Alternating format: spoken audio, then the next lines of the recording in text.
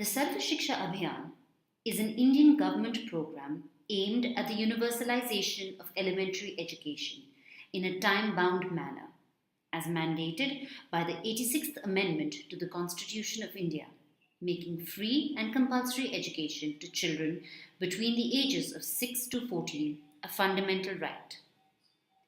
SSA adopts a bottom-up process of planning where the felt needs of the served community and educational needs of learners are taken care of. This video highlights this planning process. SSA was launched in 2001 and is a centrally sponsored scheme implemented in partnership by state and local governments. The goals and objectives of the SSA program are to be achieved within a stipulated period, and therefore, effective and efficient planning is of great importance. According to SSA Guidelines 9.2.1, SSA envisages decentralized, need-based and participatory planning in a bottom-up approach. The planning process under SSA includes the formulation of 2 plans. The first set of plans are the prospective plans, which are prepared for universalizing elementary education in the district. These plans are to be based on the existing position with regards to attendance, retention, dropout rates, and learning achievements, and must work out the total requirement for universalization spread over a number of years. The prospective plans include a clear plan for improving access, increasing retention, and ensuring achievement. The second set of plans are the Annual Work Plan and Budget, or the AWP&B. These plans are an exercise in prioritization. That is, they prioritize activities to be undertaken in a given year in the context of targets mentioned in the prospective plans. These plans are based on a broad indication of resource availability in a district in a particular year. The AWP&B is the primary planning document under SSA. SSA is implemented by the national and state governments, and therefore there is a separate management structure for implementation at both levels.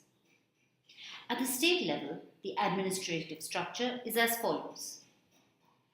SSA is implemented through a registered society called the State Implementation Society, SIS. Each SIS is accountable to a General Council and Executive Committee. The General Council is responsible for providing policy direction and facilitates center-state coordination. The Executive Committee is an empowered body assigned with full administration power to implement the SSA program. And last, the State Project Office, which is the most crucial unit for implementation of the program. This is the unit which establishes links with the district and sub-district level structures, resource structures, NGOs, state governments, National Bureau, and other relevant and concerned organizations. At the national level, there is the Governing Council, which is once again responsible for policy direction and center-state coordination. The Executive Committee, which is an empowered body assigned with full administration power to implement the program. The Project Approval Board, PAB, an empowered body assigned with full financial powers to approve plans and sanction budgets. The Bureau of Elementary Education. The main role of the Bureau is to appraise, evaluate, finance, and supervise national, state, and district level interventions. The Bureau has to constitute an appraisal mission consisting of experts from the fields of education, social sector planning, civil works, monitoring and evaluation, and budgeting and costing. Finally, there is the Technical Support Group, which supports the Bureau's efforts in providing technical assistance for the implementation of the SSA program. The SSA program emphasizes the need for a community-based planning process, and planning at 4 different levels have been identified. These are plans to be made at the habitation, block, district, and state levels. The plans at each level draw on the plans created by the previous level, thereby ensuring that the bottom-up process of planning is maintained. At the habitation level, a school development plan is to be created by the SMC, which comprises community leaders and NGO representatives, the headmaster, selected teachers, and parents, especially parents of children from disadvantaged groups and weaker sections, and children with special needs. At the block level, school plans are meant to be aggregated, and needs and gaps based on DICE data are meant to be taken into account. These are created by block education officers, cluster resource coordinators, block resource coordinators, NGO representatives, and representatives from Panchayati Raj institutions.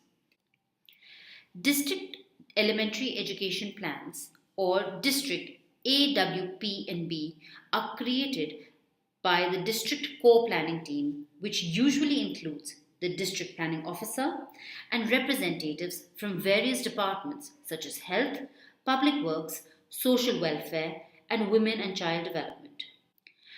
At the state level, a state AWP&B is created by the State Project Office and Appraisal Mission from January to March. Preparing a plan. Once again, it is important to mention that the planning process under SSA has to be participatory in nature, as this type of planning not only creates a sense of ownership among the stakeholders, but also creates awareness and helps in building capacity of personnel at various levels. Further, it is pertinent to mention that a solid database and clear visioning are essential for planning. The planning process under SSA has 3 distinct steps: preparation, appraisal, and fund flow. The first step focuses on building a comprehensive and cohesive plan at the district level. The process begins with a visioning exercise, and plans are developed through consultative meetings and interactions. Each school is required to make a school development plan as per a pre-described template, which are then collated and a district level AWP&B is created. These plans are then sent to the State Project Office for feedback. Based on this, the plans are revised and sent for final approval to the Executive Committee at the state level. The EC then sends the plans to the Appraisal Mission for review.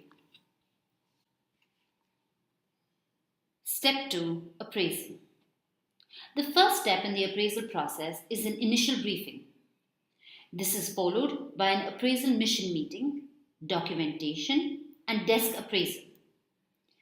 A state and field visit are conducted, following which a report is prepared to capture the details of the field visit.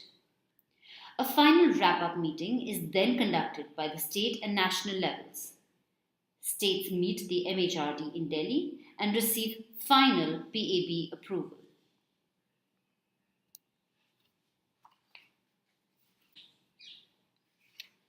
Step 3. Fund flows. After the plans have been approved, funds need to be released from the union and state governments to the schools and SMCs. The process seems simple in theory. The union government releases funds to the states, which in turn release the funds to the State Implementation Society, or the SIS. The SIS transfers funds to the accounts of the Directorate of School Education at the district level, who transfers funds to the block, who in turn transfers the funds to the bank accounts of the SMCs. Sometimes the SIS directly transfers the funds to the block or the SMC. This is a simple theoretical fund transfer system.